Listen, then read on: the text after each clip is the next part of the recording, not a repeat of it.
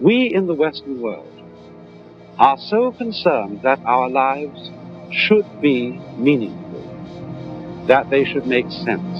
And indeed, one of the frequent definitions of mental health that you hear is that mental health depends on one's having a purpose in life and finding that life is meaningful. It's fairly easy to preserve on a small scale. That is to say, we find it fairly easy to make our lives meaningful and purposeful in relation to our immediate community or in relation to our work, where we can do something that is a true vocation for us, or where in the community we can do things that are helpful to other people.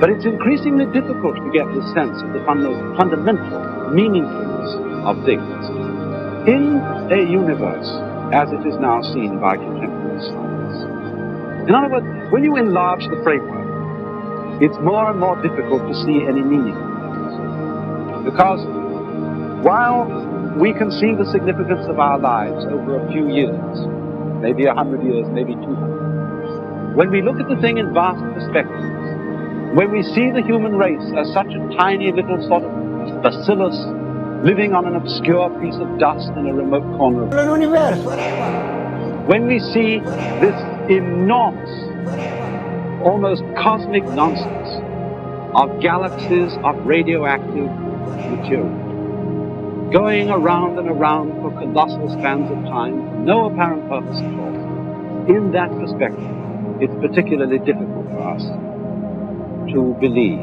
that life is fundamentally meaningful. And this is a real difficulty because it's so hard to see something that has real and abiding meaning against the background or as part of a whole system which seems to be basically nonsensical.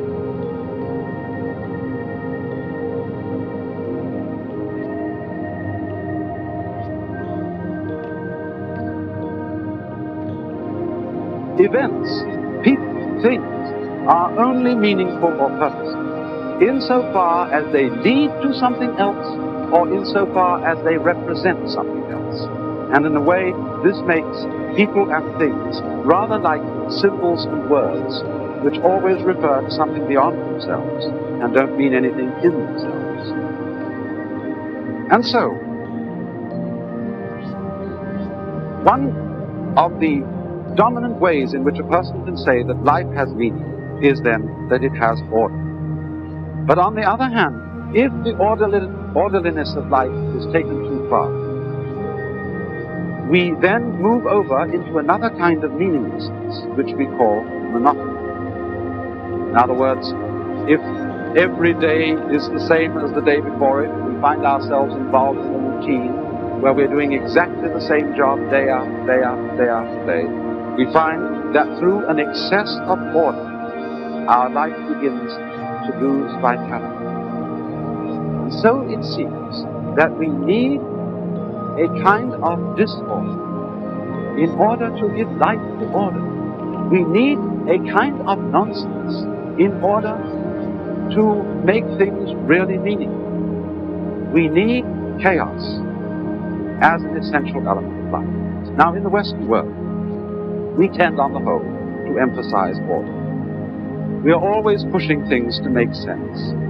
We are always trying to control the world and make it obey us, therefore make it ordered. And after all, science is primarily the study of the regularities in nature, the study of natural order.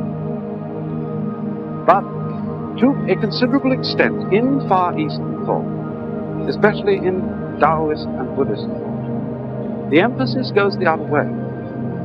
There is an emphasis not so much on the beauty of order as the beauty of a certain kind of disorder or nonsense. Events that don't seem to make any sense at all. But the Chinese and Japanese eye have been able to look at this sort of phenomenon, which we would call nonsense phenomenon, purposeless phenomenon, in a way that begins to reveal a profounder kind of meaning in it.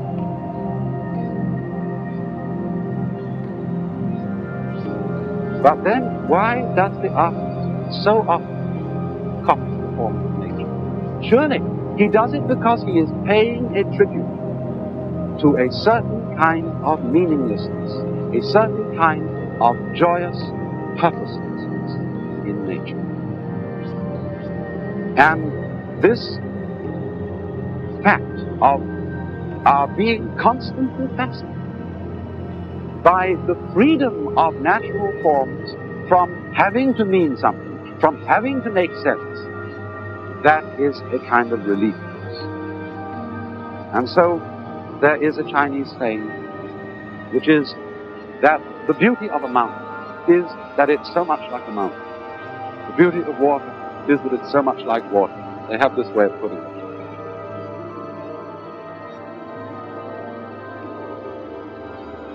You know, after all, wandering, doing something with no particular purpose, just strolling down the street looking at the sky, or sitting and twiddling your thumbs, this in a way is always an expression of fullness, of profound content. And there's a kind of prejudice against wandering in our world. What happens if you go out in a big city nowadays, and you're just wandering, you're going nowhere, and a cop stops you?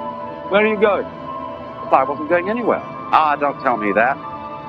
People who aren't going anywhere, people who are not certain where they're going, people who are just wandering, are regarded by our civilization as rather dangerous. But look what we're missing. Here is a very marvelous example of wandering.